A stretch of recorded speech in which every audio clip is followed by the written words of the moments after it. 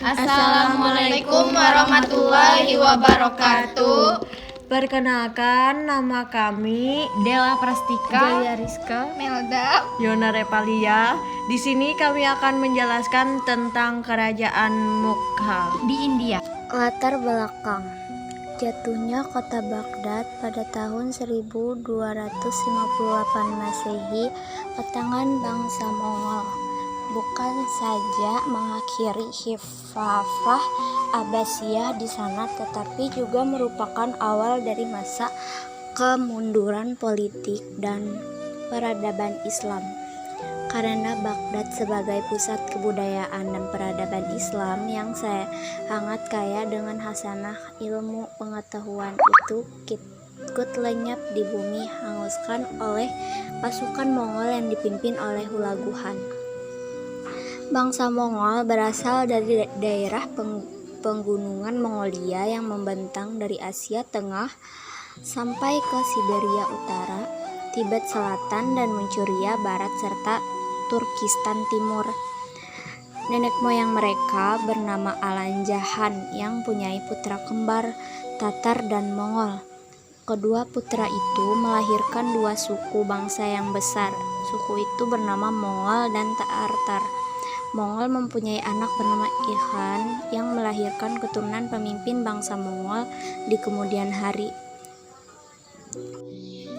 Dinasti Makhluk didirikan oleh seorang budak yang bernama Altamasi, yang dimerdekakan oleh Aibek dan diangkat menjadi pembesar istana karena pada saat itu mengganti Aibek.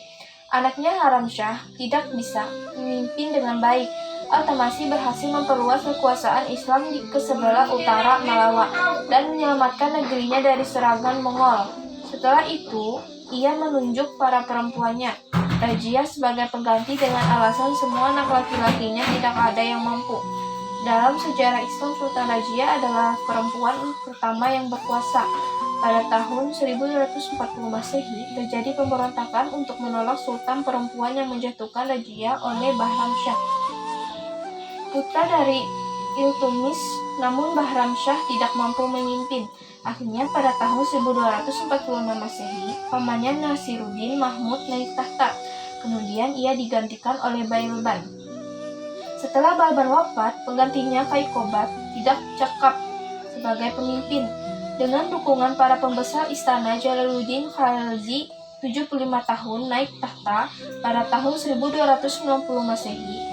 Setelah itu, Alauddin Khaji yang merupakan keponakan sekaligus menantu Jalaluddin Khaji naik tahta berkat dukungan para bangsawan. Alauddin Khalji memperluas kekuasaan sampai ke Gujarat, Rajasthan, Deccan, dan sebagai wilayah India Selatan. Pengganti Alauddin Khalji adalah Kutubuddin Mubarak Khalji. Namun keluarganya dibunuh oleh justru gubernur Deccan yang ingin merebut tahta. 5 tahun kemudian, Gaji naik Tulak, gubernur Devalpur, dengan menguasai Delhi dengan membunuh Khusro. Gaji Malik menduduki tahta dengan gelar Gashidan Tughluq. Beberapa wilayah dikuasainya, antara lain Bidar, Waragal, dan Bangla. Ketika negara dilanda pemberontakan, Firuz Shah sepupunya naik tahta setelah meredam pemberontakan di Sind dan penyerangan Mongol. Setelah kematian Firuz pada tahun 1388 Masehi, penggantinya tidak ada yang mampu. Nasruddin Muhammad Tughluq adalah orang terakhir dalam dinasti Tughluq pada tahun 1414 Masehi. Khizr Khan, utusan timur di Devalpur dengan Multan, dapat menguasai politik di Delhi. Khizr Khan merupakan pendiri dari dinasti Syaib yang alim, pemberani, dan sangat mampu memimpin. Ia meninggal dunia pada tahun 1421 Masehi. Kemudian Mubarak Shah naik tahta. Namun ia terbunuh pada tahun 1434 Masehi oleh seorang bangsawan bernama Shardarul Muluk. Keponakan Mubarak, Muhammad Shah, naik tahta. Ia membalas kematian pamannya dengan menangkap dan membunuh Shardarul Muluk. Muhammad Shah memimpin selama 12 tahun. Ia digantikan oleh anaknya, Alauddin Alam Shah. yang merupakan raja terakhir dan terlemah dalam dinasti Syed. Ia bernama sukarela menyerahkan tahta kepada Bahlul Lodi. Bahlul Lodi naik tahta pada tahun 1451 Masehi. Sultan Lodi adalah satu-satunya Sultan Delhi yang berasal dari suku bangsa Pathan. Sultan-Sultan Delhi yang lain adalah bangsa Turki. Aksi Bahlul Lodi yang menonjol adalah penaklukan Jumpur. Ia bertahta selama 38 tahun dan meninggal pada tahun 1389 Masehi. Tetapi terjadi pemberontakan di Jalakhan. Ia banyak menyerahkan bangsawan yang menentang. Hal ini memicu lebih banyak pemberontakan pada 21 April 1526 Masehi. Terjadi pertempuran yang dahsyat di Panipat antara Babur dan Ibrahim Lodi. Pasukan Lodi berjumlah 1000 kekuatan tentara dengan 1000 pasukan gajah, sedangkan tentara Babur hanya berjumlah 25.000. Ibrahim Lodi beserta ribuan tentaranya terbunuh dalam pertempuran itu. Walaupun pasukan lebih kecil jumlahnya, barangkali karena ketersaan yang diwarisi keluruhannya serta prajuritnya yang terlatih dan royal. Babur berhasil tampil sebagai panglima yang menenangkan pertempuran. Setelah Babur memperoleh kemenangan, ia serta pasukannya memasuki kota Delhi untuk menegakkan pemerintahan. Dengan ditegakkannya pemerintahan Babur di kota Delhi, maka berdirilah kerajaan Mughal di India pada tahun 1226 Masehi. Periode kerajaan Mughal di India. Seperti yang telah diuraikan di atas, kerajaan Mughal bukanlah kerajaan Islam yang pertama di India, tetapi sebelumnya telah ada beberapa kerajaan dan upaya. Kerajaan Mughal merupakan kelanjutan dari Kesultanan Delhi. Kerajaan Mughal juga merupakan kerajaan Islam terakhir di India, sehingga berganti dengan pemerintahan imperialisme Inggris pemerintahan di sana.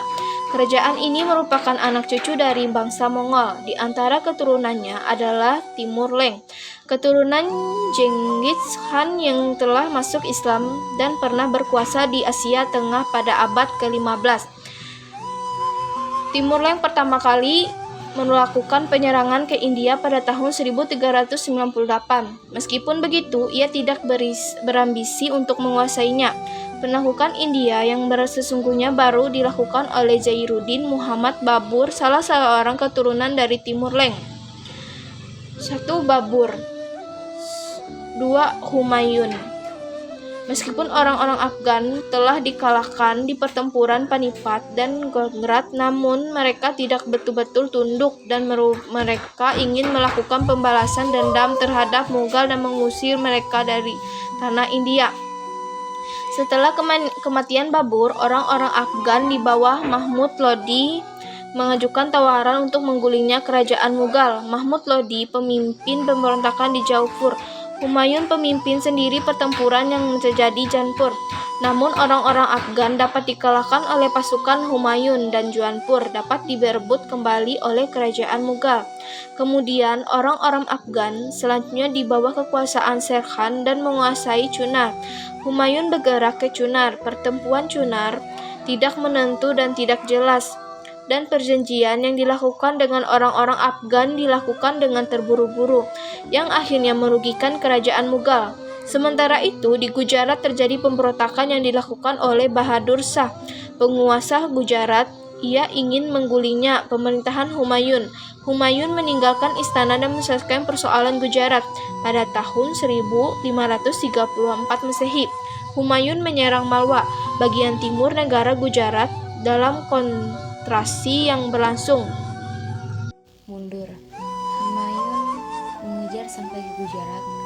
Bahadur Shah mengurung diri di benteng Champanir. Bahadur Shah berlindung dengan Portugis di Pulau Diu dan akhirnya Gujarat digabung kerajaan Mughal. Ketika Humayun masih berada di Gujarat, orang-orang Afgan mempunyai kesempatan untuk mengumpulkan kekuatan. Orang-orang Afgan di bawah pimpinan Sher Khan dapat menguasai Bengal dan dengan cara ini mereka memperoleh kekuatan.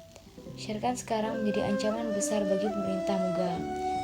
Humayun bergegas dari Gujarat ke Bengal dan berhasil menangkap Gaur, pimpinan Bengal.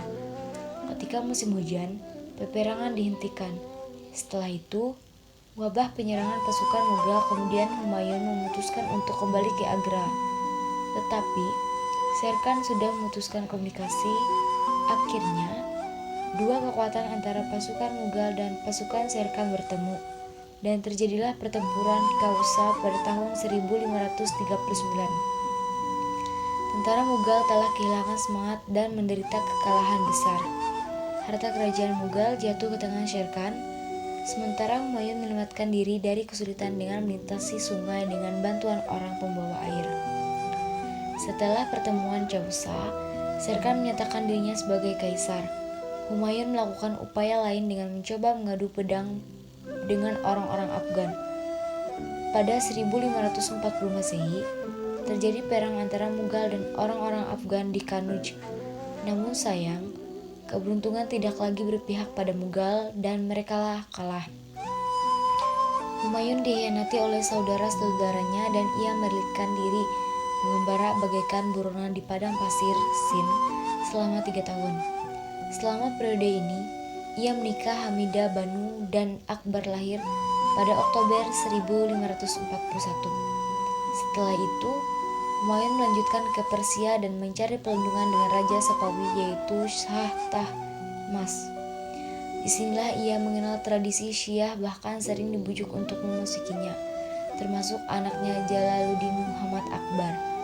Di sini pula ia membangun kembali kekuatan militer yang telah hancur, dan berkat bantuan Shah Tahmasp yang memberinya pasukan militer sebanyak 12.000 tentara, kemudian terkumpul seluruhnya sebanyak 14.000 orang. Humayun mencoba kembali merebut kekuasaannya di Delhi. Pada tahun 1555 Masehi, ia menyerbu Delhi yang sangat itu pemerintah Iskandar Shur dari dinasti Sur 1540 sampai 1555. Akhirnya ia bisa memasuki kota ini dan bisa memerintah kembali sampai tahun 1556 Masehi. Pada tahun 1556 Masehi, ia meninggal dunia dan digantikan oleh anaknya Jalaluddin Muhammad Akbar. Sepeninggal Humayun, tahta kerajaan Mughal dijabat oleh putranya Akbar. Ia bergelar sebagai Sultan Abdul Fath Jalaluddin Akbar Khan. Masa pemerintahannya dikenal sebagai masa kebangkitan dan kejayaan Mughal sebagai sebuah dinasti Islam yang besar di India. Setelah Akbar dewasa, ia berusaha menyingkirkan Bairham Khan yang sudah mempunyai pengaruh sangat kuat dan terlampau memaksakan kepentingan aliran Syiah. Bairham Khan memberontak, tetapi dapat dikalahkan oleh Akbar di Jalandhur tahun 1561 Masehi.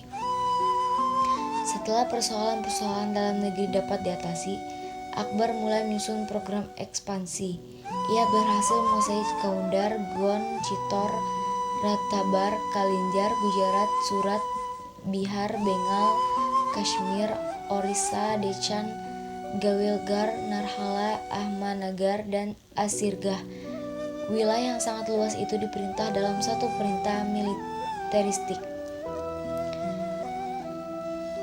Di samping itu, Akbar menerapkan politik sul-ekul atau toleransi universal. Ia memandang semua rakyat sama derajatnya. Mereka tidak dibedakan sama sekali oleh ketentuan agama atau lapisan sosial. Di antara reformasi itu adalah menghapus jizya bagi non-muslim, memberikan pelayanan pendidikan dan pengajaran yang sama bagi setiap masyarakat, membentuk undang-undang perkawinan baru, menghapus pajak-pajak pertanian terutama bagi petani miskin sekalipun non-muslim, menghapus tradisi perbudakan yang dihasilkan dari tawanan perang dan mengatur kehanatan anak-anak. Adapun ciri-ciri dini ilahi adalah sebagai berikut: percaya kepada keesaan Tuhan, Akbar sebagai khalifah Tuhan dan seorang Padash al-Insan al-Kamil. Semua pimpin agama harus tunduk pada sujud pada Akbar. Sebagai manusia padas, ia terpandang memakan daging, menghormati api dan matahari sebagai simbol kehidupan, hari Ahad sebagai hari resmi ibadah, Assalamualaikum diganti Allahu Akbar, dan Waalaikumsalam diganti Jalalahah. Sementara itu dalam ensiklopedi tematis dunia Islam menyebutkan ada beberapa ajaran din ilahi yang dianggap asing karena tidak lazim dilakukan oleh muslim pada umumnya, antara lain untuk menyongsong kematian, setiap pengikut harus mengadakan pesta kematian, setiap pengikut harus merayakan hari ulang tahun dan memberi sedekah. Para pengikut tidak boleh makan daging sapi, tetapi boleh menganjurkan orang lain untuk makan daging sapi. Jika seorang pengikut mati, maka para ahli warisnya harus membuangnya ke sungai, kemudian dilukarkan dan membakarnya. Bagi pengikut yang mati, dikuburkan pada kepala berada di arah timur dan kakinya di arah barat. Pada acara kematian, setiap pengikut harus mengenakan pakaian berwarna merah. Sajidah, bersujud dengan mencium tanah. Zamen bos lazim diberikan kepada raja. Babi dianggap bersih dan suci. Mandi junub, mandi setelah berkumpul dengan istri tidak wajib. Sholat, puasa, dan haji tidak wajib. Dalam setahun terdapat 14 hari raya, bukan 2 hari raya, yaitu Idul Fitri dan Idul Adha. Belajar bahasa Arab, agama, fikih, tafsir, dan hadis dianggap tidak baik. Jehangir 1605 sampai 1627 Masehi. 5. Shah Jahan 1627 sampai 1658 Masehi. 6. Aurangzeb atau Alamgir 1658 sampai 1707 Masehi. 7. Pemerintah pasca Aurangzeb. Sekian dari penjelasan kami tentang kerajaan Mughal. Jika ada salah kata, kami mohon maaf. Assalamualaikum warahmatullahi wabarakatuh.